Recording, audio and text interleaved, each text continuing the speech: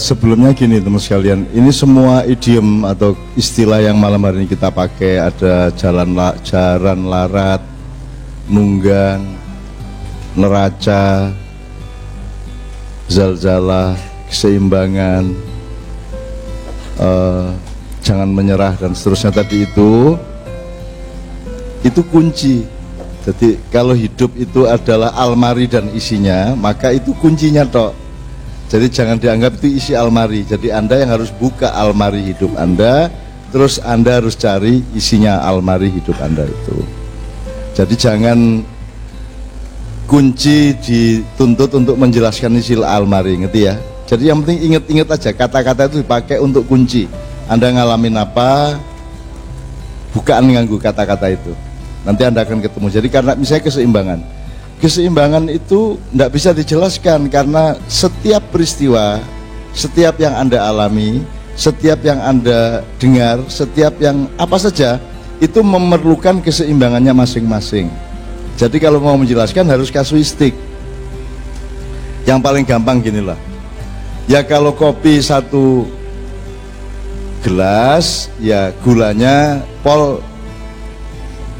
1,5 sendok, 2 sendok. Kalau terlalu banyak menjadi tidak seimbang.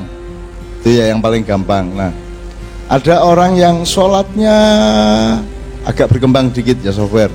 Sholatnya luar biasa tapi kelakuannya kurang oke, kurang sayang kepada orang miskin, tidak tata krama dengan orang tua dan seterusnya.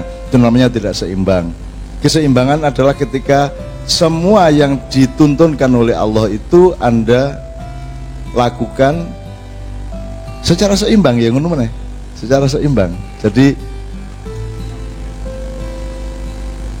ya setiap Anda alami apa-apa, berpikir tentang keseimbangan, nanti akan ketemu keseimbangannya. Sebab nggak bisa dijelasin seimbang gitu doang, nggak bisa. Karena apa dulu masalahnya? Bersuami istri ada keseimbangannya sendiri, kan gitu kan? Bapak sama anak ada keseimbangannya sendiri. Apa saja, Anda bertetangga ada keseimbangan sendiri, Anda bernegara juga ada keseimbangannya sendiri, gitu ya. Misalnya jaran larat, opo ae sing gak iso dindek iki rek. Iki wis gak iso iki. Wis pokoke didoli kabeh iki, wis entek iki suwe-suwe iki, wis gak iso dindek iki ya. Itu berarti jalan larat. Iki apa iki, narkoba iki gak habis-habis ini. Wong tidak jelas siapa yang menjual, siapa yang memberantas kok. Kadang-kadang sama-sama saja kan gitu. Ini tidak bisa dindek, ini tidak bisa dihentikan, berarti jaran larat. Nah, temukanlah jaran larat dalam kehidupan Anda sehari-hari serta di dalam bernegara, bermasyarakat. Benar ya? Jadi itu kuncinya saja. Kembali ke soal politisi tadi. Sebenarnya tidak hanya politisi di parpol sebenarnya, yang kalau istilah Anda tidak ikhlas tadi itu kan maksudnya kan tidak meletakkan diri sebagai orang yang dibayar oleh negara untuk mengabdi kepada rakyat di negara itu, kan itu yang disebut tidak ikhlas. Nah, sekarang pertanyaan pertama adalah, ini sistemnya yang salah apa manusianya yang salah? Kalau dari view Anda tadi seolah-olah manusianya yang salah, sistemnya sudah benar. Coba Anda pelajari sistemnya. Sebab nanti bisa dialektis, sistemnya bisa merusak manusia, manusia bisa merusak sistemnya, dan itu saling merusak satu sama lain. Simbiosis immutualistis, karena sangat apa dek? Tidak, kalau yang saling merusak itu apa? Parasitisme. Menurut gunanya arek sekolah itu ya.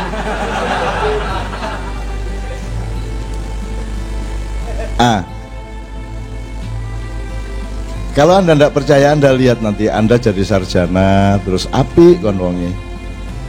Pikirannya ya seimbang, delok rakyat ya jernih gitu ya. Begitu Anda menjadi staf menteri, ya, kok mulai berubah wong iki gitu. Loh, kok mulai seje caranya delok rakyat gitu ya. Mulai berbeda cara dia memandang rakyat dan seterusnya. Jadi ketidakseimbangan itu adalah ancaman bagi setiap orang. Ketika sistemnya, gilingannya, kalau pakai istilah yang di Padang Bulan, kalau gilingannya memang membuat Anda tidak seimbang.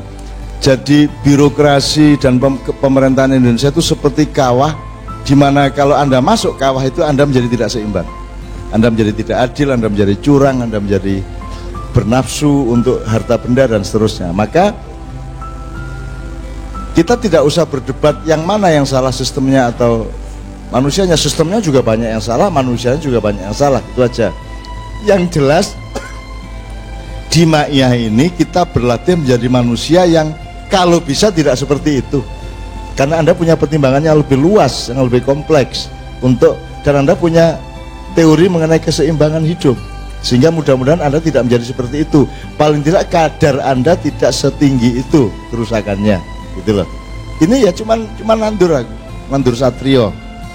Kita cuman menanam ksatria, menanam perwira hidup di Ma'iyah ini. Karena kita sementara ini belum diizinkan berbuat sesuatu yang lebih makro. Jadi yang bisa ya cuma nyiramin anak-anak untuk bisa lebih sehat hidupnya, pikirannya, hatinya. Karena penyakit di Indonesia dicari keluar gampang, dicari dalam gampang. Kalau dicari luar misalnya negara dan pemerintah tidak seimbang. Bahkan pemerintahnya sendiri tidak mau tahu bahwa negara sama pemerintah berbeda. Ini kan sudah berapa kali saya omongkan di Ma'iyah. Pemerintah itu bukan negara dan negara itu bukan pemerintah, itu beda. Rumah tangga tidak sama dengan keluarga, keluarga tidak sama dengan rumah tangga. Kasir bukan bendahara, bendahara bukan kasir, gitu gak? Dibutuhkan kedua-duanya. Tapi sekarang kan kasirnya merangkap bendahara, rumah tangganya merangkap keluarga. Jadi gaji dari kantor bapak langsung ke ibu di rumah dan seterusnya. BUMN langsung store ke Departemen Keuangan. Padahal Departemen Keuangan itu bukan lembaga negara tapi lembaga pemerintah. Padahal BUMN kan badan usaha milik negara, bukan BUMP. Kalau BUMP badan usaha milik pemerintah. Itu juga satu jenis ketidakseimbangan banyak sekali. Misalnya yang pegawai kantor kabupaten atau kota madya atau gubernuran ada nggak? Anda taat nggak sama gubernur? Lah karepmu yuk. Selama ini prakteknya taat nggak? Ada nggak di kantor kabupaten yang tidak taat kepada bupati? Bupati sangat berkuasa nggak? Padahal bupati itu pegawai negeri apa negara apa pegawai pemerintah? Pegawai pemerintah. Sementara ASN-nya, PNS-nya kan pegawai negara. Kan sebenarnya bukan dalam satu struktur. Yang satu jabatan politis, yang satu jabatan kenegaraan. Jadi sebenarnya bupati tidak punya hak. Wong dia cuma outsourcing. Ya toh? Presiden adalah TKI 1, Tenaga Kerja Indonesia seri 1. Yusuf Kala 2. Bupati-bupati sekian ratus kan gitu kan. Mereka semua outsourcing. Meneng-meneng dadi bupati, dadi wali kota gak ro apa-apa, sing arek-arek anak-anak yang sudah kerja puluhan tahun di situ menjadi bawahannya. Siapa yang lebih menguasai masalah sebenarnya? Yang sudah kerja puluhan tahun apa yang baru aja menjabat menang pilkada? Kan sekarang Indonesia dikuasai oleh orang yang tidak menguasai masalah, membawai orang yang sangat menguasai masalah. Akhirnya yang terjadi adalah dingki-dingkian, jegal-jegalan, betul enggak? Nah, itu salah satu contoh ketidakseimbangan. Sambil saya minta maaf soal bahasa Madura dan bahasa Jawa tadi ya. Saya minta maaf, saya sudah terlalu tua untuk bisa bahasa Madura sehingga tidak mungkin saya belajar bahasa Madura, tapi saya sangat ingin sebenarnya belajar bahasa Madura, tapi salahnya saya tidak pernah punya kesempatan untuk itu ya. Jadi kalau saya harus bisa bahasa Madura, saya mohon semua jamaahnya juga harus bisa bahasa Madura. Enakmu aku ijen tok sing diwongkon. Kon gak lah enak dhewe. Nek kalau memang mau kita ayo bareng-bareng semua kita belajar. Tapi orang Madura emang begitu. Itu contoh dari kepercayaan diri, contoh dari kedaulatan gitu. Saya pernah cerita ada teman kita Junaidi namanya di Amerika, dia kerja di Philadelphia, di Seattle, pindah ke Virginia, pindah kemana-mana, dan dia bahasa Inggrisnya paling 5%. Selebihnya bahasa Madura. Yang penting dia kerjakan paling yes no minutes delete dulu sebentar paling gitu tok ngono. Sudah tadi already ngono tok, not yet ngono tok, kerjanya gitu tok. tapi dia survive di Amerika, survive. Dan kalau dia dituntut belajar bahasa Inggris, dia jawabnya persis Anda. Kenapa saya yang harus belajar bahasa Inggris, kenapa bukan Anda yang belajar bahasa Madura? Ya apa orang Amerika kan, orang Amerika suruh belajar bahasa Madura, tapi itulah orang Madura. Nanti malaikat yang mengadili malah diadili sama orang Madura. Man rabbuka, masa saya tidak tahu? Ya tahulah saya, masa tidak tahu saya? Lucu sampean ini. Masa saya ditanya man rabbuka, orang Madura kok ditanya man rabbuka? Malaikat ini bagaimana wawasannya? Madura itu bantah malaikat kabeh karena Madura. Top. Saya semi ternyata baik Madura Muzamili maupun Madura dia sama aja gitu ya. Madura memang begitu, menyenangkan, dan Allah saya kira memang mengkhususkan menciptakan orang Madura itu dengan watak yang seperti itu. Oke, jadi yang pertama gitu Mas ya. Jadi tidak usah menyesal karena Anda tidak bisa memperbaiki satu persatu. Mungkin orang-orang yang tidak ikhlas itu karena memang airnya keruh. Nanti kalau kita mendapatkan air yang agak tidak keruh, yang agak jernih, mungkin mereka menjadi ikan yang baik, bisa aja. Gitu ya Mas ya. Jadi menurut saya sekarang kita tidak punya beban kewajiban untuk memberesi semuanya itu. Yang penting Anda sendiri tumbuh menjadi orang yang ikhlas, orang yang mencintai rakyat, orang yang jernih, orang yang seimbang, orang yang santun dan penuh kasih sayang. That's all. Terus cukup, udah cukup itu. Gitu loh, gitu ya. Yang penting Anda. Nah, siapa tahu Allah terharu loh, kok makin banyak ya jumlah anak-anak yang baik ya. Kalau gitu saya sembuhkan Indonesia, siapa tahu gitu. Nah kalau Allah yang menyembuhkan kan dia ngerti persis bikin viral apa ya. Bayangin kalau Allah yang bikin viral kan beres. Terus malaikat Jibril suruh ngedit, Cak Nun dihajar, gempar, sing ngono iku wis. Arek-arek yes.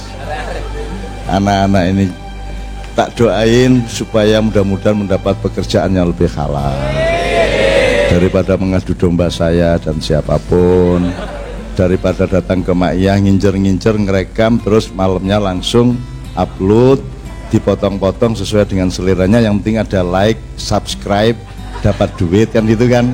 Ya sudahlah, tak doain Anda mendapat pekerjaan yang lebih bermanfaat untuk diri Anda, karena yang saya takutkan adalah anak dan cucu Anda nanti ikut menanggung dosa-dosa Anda. Resminya tidak, tapi menanggung nasib Anda bisa. Tapi kalau menanggung dosanya tidak. Itulah, karena itu kan sebab akibat. Kalau Anda terbiasa dengan bau busuk di rumah, anak-anakmu juga akan punya reaksi terhadap bau busuk sedemikian rupa. Kan begitu, maka anak cucu harus kita pikirkan benar-benar. Meskipun kamu belum punya anak, bahkan belum kawin, berdoalah untuk cucumu. Ini ifatar atau aneh. Ya Allah, lindungilah cucuku. Dia apa sih jomblo kok ngomong cucu loh. Gitu. Loh, kalau Anda berpikir panjang, ono malaikat gimana nih anak doanya? Wong dia masih jomblo, nggak dapat istri kok.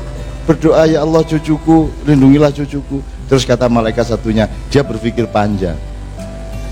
Dia maksudnya menyindir Allah supaya segera dicari, dikasih jodoh, terus punya anak, terus mantu, punya cucu kan gitu kan.